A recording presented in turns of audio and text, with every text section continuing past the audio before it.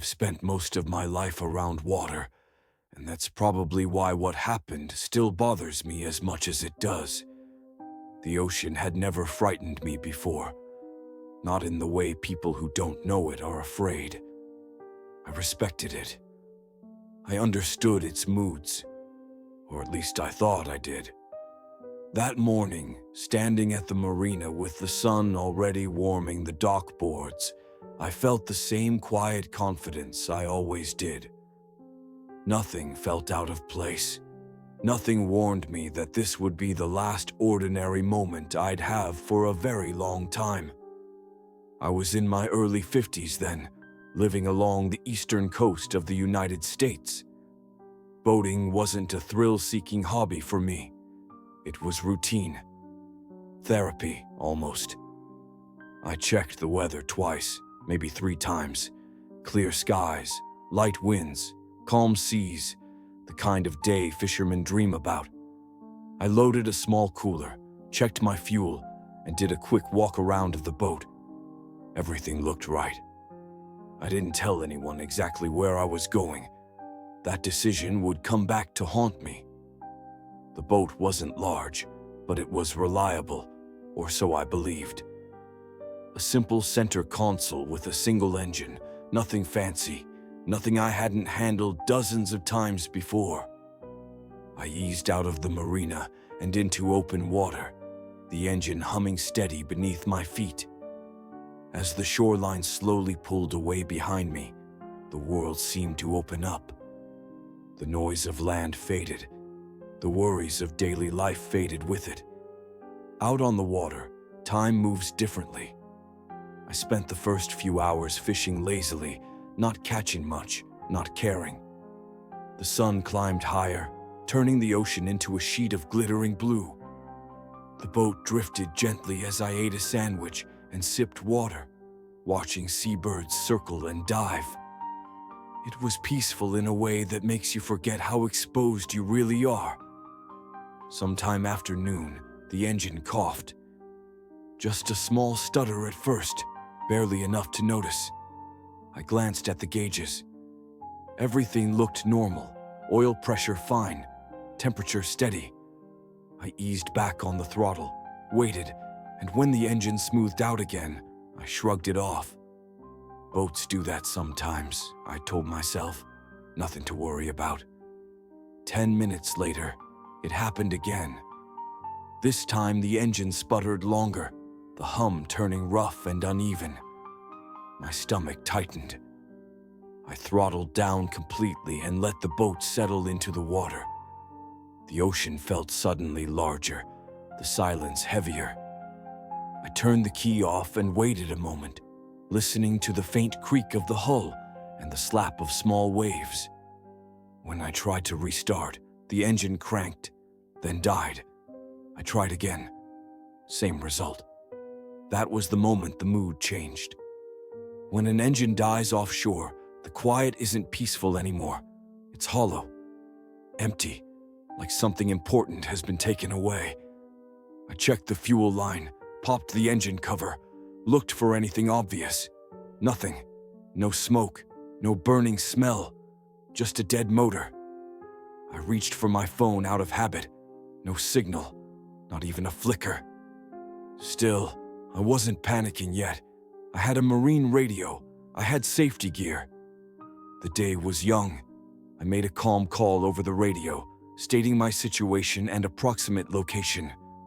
Static answered me. I switched channels, tried again. Nothing. Then I noticed the boat drifting. Slowly at first, almost gently but unmistakably. The current had me now. I moved to deploy the anchor, watching the line slide through my hands. It kept going, and going, and going. The anchor never touched bottom. The depth was greater than I'd planned for. I stood there staring at the disappearing shoreline. A thin, dark line now, barely separating sky from sea. And for the first time that day, a quiet thought slipped into my mind. This could take longer than I expected. I checked my watch. Early afternoon, plenty of daylight left. Someone would pass by, Someone always does. At least, that's what I told myself. But as the minutes ticked by, the ocean kept pulling me farther from everything I knew. And without realizing it yet, I had already crossed a line from inconvenience into danger. At first, the drifting didn't feel dramatic. The boat moved so slowly that if I hadn't been watching the shoreline, I might not have noticed it at all. But once you see it, once you realize land is slipping away, you can't unsee it. The dark line on the horizon grew thinner, blurrier, until it felt less like a place and more like an idea. Something I remembered rather than something I could reach. I tried the radio again, adjusting the antenna, speaking louder this time. I repeated my call carefully, forcing calm into my voice the way I'd been taught years earlier. Static answered me. Endless, indifferent static. I sat there for a moment after releasing the button, listening, hoping for anything. A voice, a click, even more static shaped differently. Nothing came. The sun climbed higher, and with it came heat that felt heavier than it should have. There was no shade on the boat, nowhere to escape it. The deck grew hot beneath my feet, the air thick and unmoving. I pulled my hat lower and took another small sip of water, already aware that I needed to start rationing, even though I didn't know how long I'd be out there. I told myself to stay busy. I checked the engine again. I inspected the fuel tank. I traced hoses with my fingers, searching for cracks, leaks, anything I could fix. Everything looked normal, which somehow made it worse. If something had been obviously broken, I could have blamed it, fixed it. But this was just failure, silent and unexplained. By mid-afternoon, the wind picked up slightly. Not enough to feel threatening, but enough to push me steadily in one direction. The boat turned gently with the current, pointing its bow away from shore as if it had made a decision on its own. The swells grew a little taller, lifting the boat and setting it down again in a slow, rolling rhythm that began to wear on my nerves. I fired a flare. The red streak shot into the sky, bright and urgent, then vanished as quickly as it appeared. I waited, heart pounding, scanning every inch of the horizon. The ocean swallowed it without response. No boats changed course. No engines appeared. That was when the fear finally sharpened. I realized how empty the water around me truly was. No distant silhouettes, no wakes, no signs of life beyond seabirds that didn't come close enough to matter. I felt exposed in a way that's hard to explain, like standing alone in the middle of a vast, empty stadium with no exits. I checked my supplies again. Water, less than I liked. Food, minimal. Sun protection, inadequate. I put on my life vest, not because I planned to use it, but because it made me feel like I was doing something responsible, something that might matter later. The heat began to affect me in subtle ways. My head throbbed behind my eyes. My thoughts slowed, stretching out longer than usual. Simple decisions like whether to sit or stand felt oddly complicated. I caught myself staring at the water for too long, watching the sunlight ripple across the surface, losing track of time. At some point, I noticed my hands were shaking, not from fear alone, but from dehydration. My mouth felt dry no matter how little I spoke. I forced myself to take another sip of water and immediately regretted it. Every swallow felt like I was borrowing from a future I wasn't sure I'd have. The afternoon dragged on. The sun shifted westward, its glare less direct, but no less draining. The shoreline was almost completely gone now, swallowed by distance and haze. I tried to judge my position by memory, by the angle of the sun, by instinct. but nothing felt certain anymore. And that's when another thought crept in, darker than the others. No one knows where you are. I hadn't told anyone my exact plan. I hadn't filed a float plan. If I didn't return that evening, people would assume I was delayed, or fishing late, or stopped somewhere overnight. It could be hours, even a full day, before anyone realized something was wrong. The ocean rocked the boat gently as if agreeing. The wind carried the smell of salt and depth, something ancient and endless. And for the first time, I allowed myself to imagine what it would be like to spend the night out there, alone, drifting, exposed to whatever the ocean decided to bring. As the sun edged closer to the horizon, the light softened, turning the water darker and more reflective. Shadows stretched across the deck. The heat faded, replaced by a creeping chill that settled into my skin. Daylight was running out, and with it, the thin sense of control I'd been clinging to all afternoon. The sun didn't disappear all at once. It sank slowly, dragging the light down with it, turning the ocean from blue to gray and then to something darker, heavier. I watched it the way a man watches a door closing, knowing that once it shut, everything would be different. The temperature dropped quickly, far faster than I expected. The warmth I'd been complaining about all afternoon vanished, replaced by a damp chill that crept into my clothes and settled deep in my bones. By the time the sun finally slipped below the horizon, I was already shivering. I pulled on my jacket, though it offered little protection against the wind. The boat rose and fell on the swells, which felt larger now in the darkness, even if they weren't.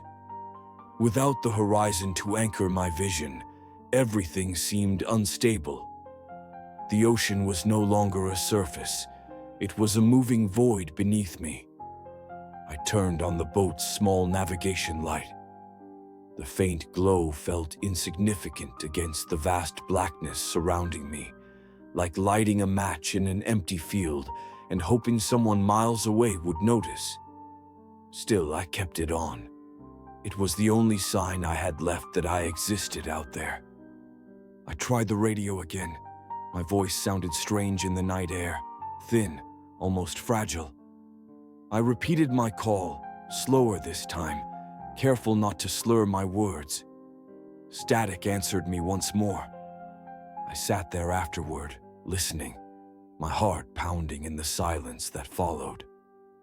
I couldn't shake the feeling that if help were coming, I'd hear something by now. As full darkness settled in, the ocean changed character. The wind carried sounds differently. Waves slapped the hull with more force, or at least it felt that way. Every creak of the boat sounded louder, more deliberate. I found myself flinching at ordinary noises, my nerves stretched tight. Then the stars came out. I'd never seen the sky like that before. Far from shore, without light pollution, the stars filled every inch of the darkness above me. The Milky Way stretched from horizon to horizon, a pale river of light cutting across the sky. Under any other circumstances, it would have been breathtaking. Out there, it felt unsettling. The beauty of it only emphasized how small and alone I was. I lay back against the console for a moment, staring upward, feeling like I was floating in space rather than water. Time seemed to slow, stretch, lose its usual meaning. Minutes felt like hours, hours felt endless.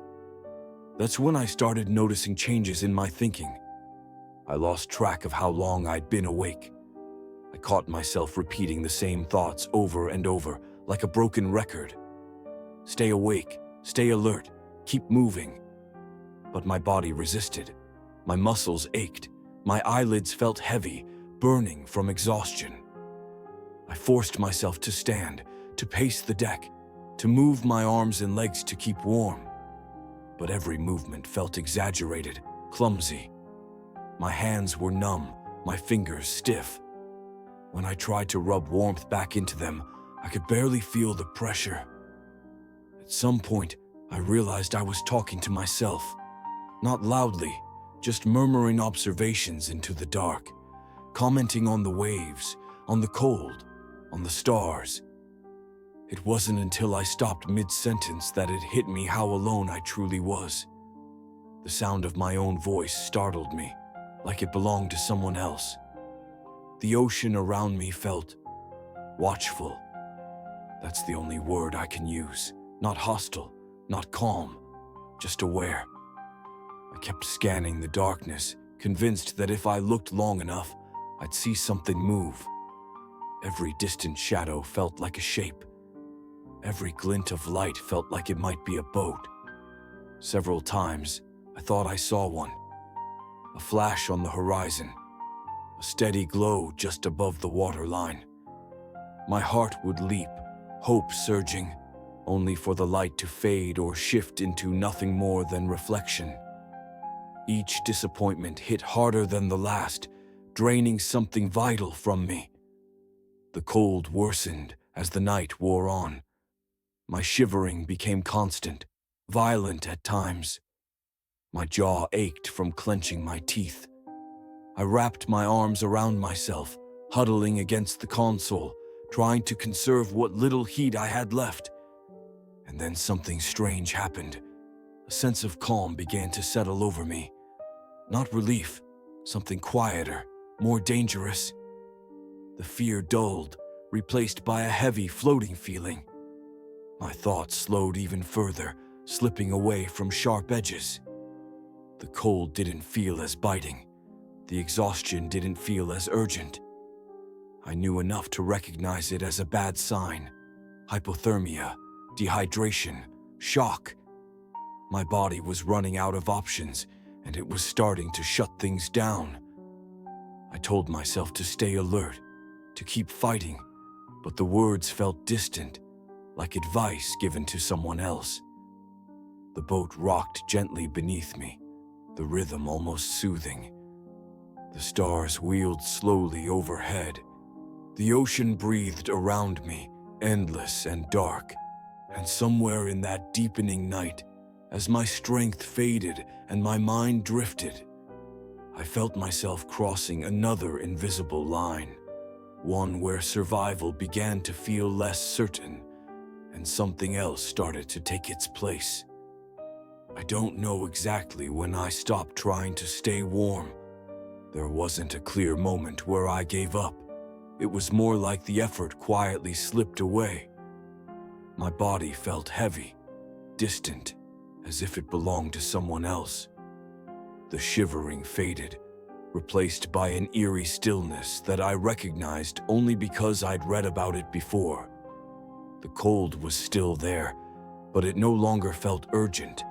It felt acceptable. That realization scared me, but only briefly. I sank down onto the deck with my back against the console, pulling my knees toward my chest. The stars above seemed brighter now, sharper, like pinpoints of ice against the black sky. I stared at them without really seeing them, my vision narrowing, the edges of the world softening. Time stopped behaving normally. Moments stretched into something long and fluid, impossible to measure. I couldn't tell if I'd been sitting there for minutes or hours. My thoughts drifted in and out, no longer tied together in neat lines. I would focus on one idea, then lose it completely, only to find myself thinking about something else without remembering how I got there. That's when the memories began. They didn't come like a movie, the way people often describe. They came in fragments, sensations, a smell, a sound, the weight of something familiar in my hands. I remembered the feel of my father's work jacket when I was a boy, how heavy it felt on my shoulders. I remembered the first time I held my child, how impossibly small and fragile that life felt against my chest. There was no judgment in these memories, no voice telling me what they meant. They simply drifted through me, gentle and distant, like objects floating past in deep water. I became aware of a strange sensation, lightness. Not physical weightlessness, but something internal. The tight knot of fear that had lived in my chest all day was gone. So was the frustration, the panic, even the regret. I felt empty in a way that wasn't unpleasant, calm in a way that felt wrong. The ocean rocked the boat slowly, steadily. The sound of the water faded again, growing muffled, as if I were hearing it through layers of fabric. My breathing slowed. Each breath felt shallow but effortless, like my body was handling it without needing my attention. Then I noticed the light. It wasn't sudden. It didn't flash or burst into existence. It simply became noticeable. A soft glow somewhere beyond the darkness, not coming from the sky or the water, but from everywhere at once. It didn't hurt my eyes. It didn't blind me. It felt warm, comforting in a way the world no longer was. I didn't question it. That's what troubles me most when I think back on it. I should have been afraid. I should have been skeptical. But in that moment, it felt natural, familiar, like recognizing something I'd forgotten rather than seeing something new. The light seemed to draw closer, and with it came a sense of presence. Not a figure, not a face. Just the overwhelming awareness that I was not alone, that I hadn't been alone for some time. I felt a pull then, not a physical tug, but a gentle invitation. The idea formed clearly in my mind, without words. You don't have to keep doing this. The exhaustion washed over me in a wave so heavy, it felt like relief. The fight to stay awake, the effort to stay alert, the constant push against the cold, it all felt unnecessary now. The ocean no longer seemed threatening. It felt like part of the same quiet that surrounded the light. I remember thinking, very calmly, this is how people die. Not with screaming or panic, not with pain, but with surrender. My eyes closed, and in that darkness, I felt myself drifting. Not on the water, not even in my body, but somewhere deeper. The boundary between me and everything else blurred. I couldn't feel the deck beneath me anymore. I couldn't feel the cold. I couldn't feel time. There was only the light, and a sense that if I let go completely, I wouldn't feel afraid ever again. I don't remember deciding to open my eyes. I think part of me didn't want to. There was comfort in the darkness, in the drifting, in the sense that everything had already let go of me. But something else stirred, a faint tug inside me, memory, instinct, maybe fear, something I couldn't name, but it was enough to make me hesitate. When my eyelids lifted, the world returned in fragments. The stars were still there, cold and distant, but the boat was beneath me again. My back ached. My hands were stiff and numb. My clothes clung to me, damp with sweat and salt. The gentle rocking of the ocean was still there, but now it felt less like a cradle and more like a reminder that I was still alive, barely. And then I heard it. The faint, unmistakable rumble of an engine. I froze, unsure if my brain had created the sound, a hallucination too. But it grew louder, stronger, real, not distant, not part of the rhythm of the waves. I could feel it vibrating through the deck beneath my fingers. My heart jumped into my throat. Instinct took over. I scrambled to my feet, unsteady, arms flailing as I tried to orient myself. The light appeared next, bright and clear, definitely man-made, definitely moving toward me. Relief surged, and with it, terror. I realized how close I had been to not seeing this, to drifting into something final. I grabbed one of the remaining flares, shaking violently, hands numb and clumsy. My fingers struggled to strike the igniter.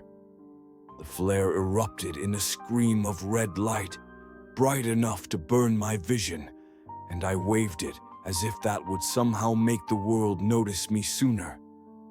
The sound of the approaching engine became louder still. Soon I could make out the silhouette of a boat, cutting through the waves with power and purpose. The relief was overwhelming. I collapsed onto my knees, crying without shame, not even caring if I sounded insane. The crew of the vessel shouted, hands reaching for me as they drew closer. Their voices were steady, commanding, a lifeline I had almost lost. They wrapped me in blankets, guided me aboard, offered warm drinks. I could barely process anything beyond the fact that I was breathing without effort, that the world was still there.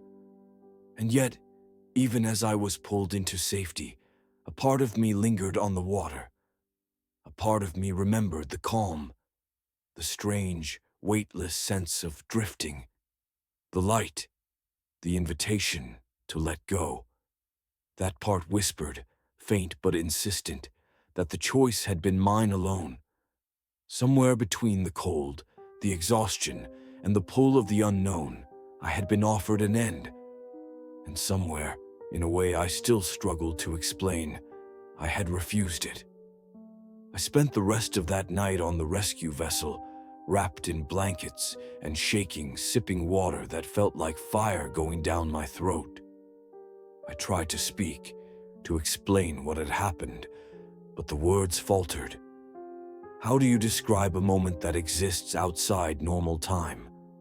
How do you explain the point where fear, calm, and surrender merge into one incomprehensible reality?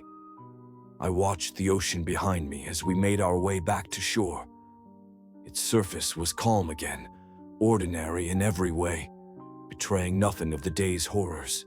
No glowing light, no sense of presence, just water. Endless, cold, indifferent water. Yet something had changed inside me.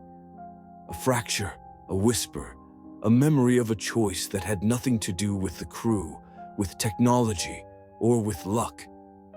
Something primal and private. I had been on the edge. I had known what it felt like to surrender completely, and I had chosen life instead. Even now, I cannot fully explain why. Maybe it was instinct. Maybe it was something else entirely.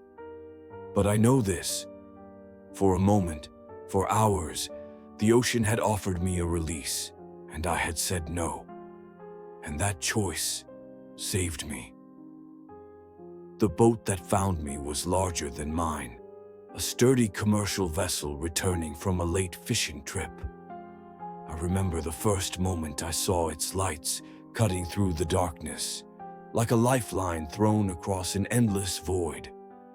My hands shook violently as I waved the flare, the red light splashing against the waves, reflecting off my damp, salt-crusted face. Every second felt stretched, amplified by fear and exhaustion. I wasn't sure if they had noticed me yet. My entire body trembled, not from the cold alone, but from the adrenaline that had been simmering all day, finally finding release. When the crew spotted me, I felt a wave of relief so intense it almost knocked me off my feet again. I screamed, shouted, waving my arms like a madman, and then fell silent, overcome by the sheer reality that I was about to be rescued. They maneuvered their boat closer, their voices loud and commanding, guiding me through instructions I barely understood. My numb hands fumbled at the edges of the boat as I tried to stabilize myself against the swell. my legs quivering beneath me. One of the crew leaned over, grabbing my arm firmly, pulling me up onto the deck. It was like climbing back into life itself. Blankets were immediately thrust over my shoulders, heavy and warm. Hot drinks were pressed into my hands, and I tried to sip, but the warmth burned my mouth at first, and my hands fumbled clumsily with the cup. I didn't care. I was alive. The simple act of drinking water, of feeling warmth on my cold skin, became almost spiritual in its significance. I was alive. The ocean had not claimed me. As we moved toward the shoreline, the world returned in fragments. The wind's edge was still sharp. The boat pitched gently with each swell, but it no longer felt threatening. I watched the dark, endless water behind me, the same water that had seemed infinite, hostile, and unknowable. Its surface now appeared ordinary, almost indifferent, betraying nothing of the ordeal I had just survived. No glowing lights, no sense of presence, just the endless rhythmic waves reflecting the cold starlight above. The crew spoke to me, asking questions about my boat, my condition, my trip. I wanted to answer, but words was difficult. My mind, exhausted from hours of dehydration, heat, cold, and fear, struggled to form coherent sentences. My lips trembled as I tried to explain that the engine had died, that I had no signal, that I had drifted for hours with no idea if anyone would find me. They listened patiently, offering warmth, reassurance, and steady voices that grounded me. It was a strange, almost surreal experience to be entirely dependent on the competence and care of others after hours of isolation where survival had seemed like a distant, uncertain hope. Eventually, as the coastline grew closer, I saw lights from the marina, faint but unmistakable. The sight filled me with a strange combination of relief and disbelief. I had been so far from everything familiar, and now, suddenly, it was within reach. I could see the docks, the small buildings along the shoreline, and the glow of lights reflecting in the water. My heart raced, not just with relief, but with the realization that I had survived what could easily have been my end. Once alongside the dock, the crew helped me onto solid ground. My legs wobbled beneath me, barely able to support my weight. I stumbled forward, feeling a deep, primal gratitude for gravity, for solid earth, for the simple reality of standing upright. Blankets were wrapped around me again, hands held me steady, and I felt my first deep, unguarded sob escape my throat. The combination of exhaustion, relief, and fear was too heavy to contain. I hadn't realized how much I had been holding in, how tightly I had clung to the hope of life through hours of uncertainty and fear. Now, finally, it poured out.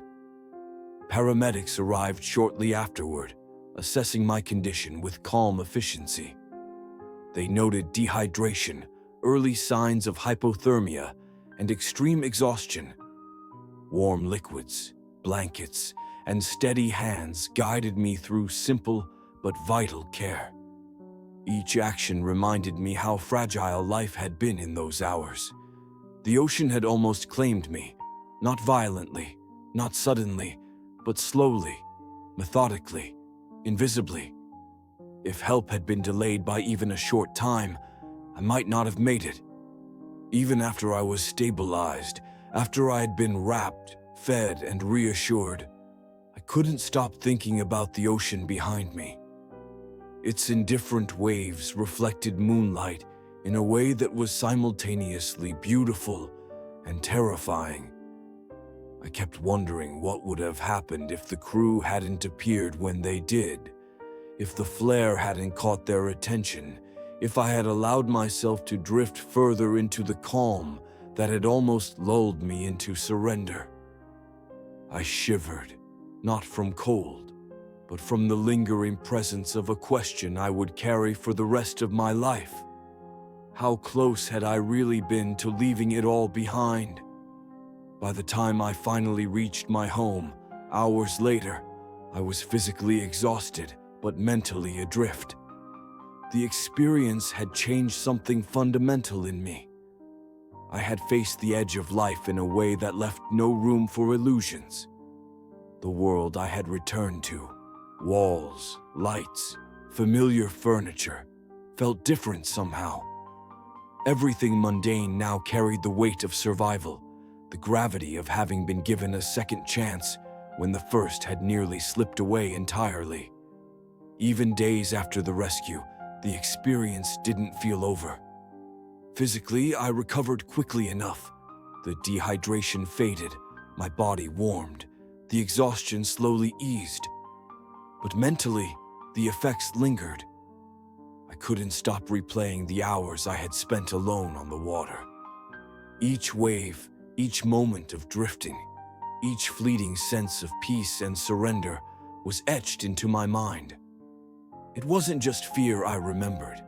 It was the quiet, almost seductive calm that comes when your body is failing, your mind is exhausted, and the world has shrunk to nothing but endless darkness and cold. Sleep became a strange battle. At night, I'd lie in bed and hear the water. Not the real sound of the ocean, of course, but the echo of it in my mind. The slap of waves against the hull, the creak of the boat, the endless rhythm that had become my entire world for hours. Sometimes I would wake in a sweat, convinced I was drifting again, unable to find land, unable to find help. Dreams blurred with memory. Sleep and wakefulness merged into something indistinct, making me question where one ended and the other began. I also noticed subtle changes in my perspective on life. Simple frustrations, minor inconveniences, and petty arguments seemed almost meaningless. I had stared into a void that could have taken everything in a single heartbeat. That awareness altered how I viewed people, obligations, even time itself. I found myself more patient, more careful, yet more aware of my own mortality. Every decision became heavier, measured against the knowledge that life can slip away silently, unpredictably, and sometimes without warning. The experience left me with lingering questions that I couldn't answer. Was the sense of calm I felt during those hours simply the effects of hypothermia and dehydration, or had it been something more? A brush with the boundary between life and death? The light I saw, the feeling of presence, the quiet pull towards surrender. Was it a hallucination or a glimpse of something beyond? I may never know. What I do know is that the memory of it is sharp enough to make my chest tighten even years later. It's not fear, it's awe, respect, and an understanding of just how fragile life really is. The ocean, too, became something I treated differently. I still go out on the water, still fish, still enjoy the quiet beauty, but with a reverence I didn't have before. Every preparation, every safety check, every thought about where I am and who knows my plan, it's all done with the weight of that experience in mind.